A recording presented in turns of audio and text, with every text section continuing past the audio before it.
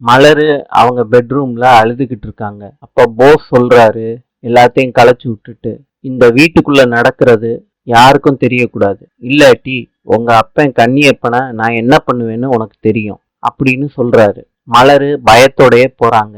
ராஜாங்கத்துக்கு copy கொடுக்குறாங்க. இப்ப ராஜாங்கம் சொல்றாரு மோகனா கிட்ட, இவ நல்ல உடுப்பா போடல, நம்ம வீட்டுக்கு ஏத்த உடுப்பா அலங்காரம் பண்ணி கூட்டிட்டு வா மோகனான்னு சொல்றாங்க.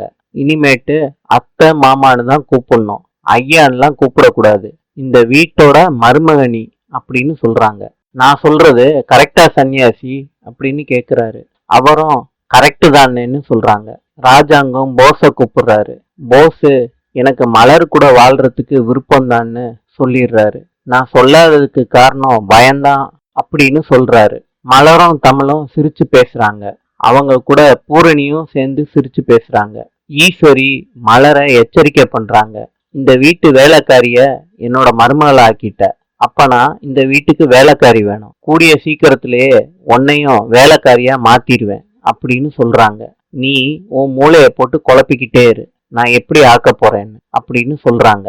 தமிழ் ஒருவேளை அந்த விஷயமா இருக்குமோன்னு யோசிச்சுக்கிட்டே இருக்காங்க, பேசிக்கிட்டும் இருக்காங்க. அப்ப சேது வந்துடுறாரு. பயந்து போய் சொல்லாம விட்டுறாங்க.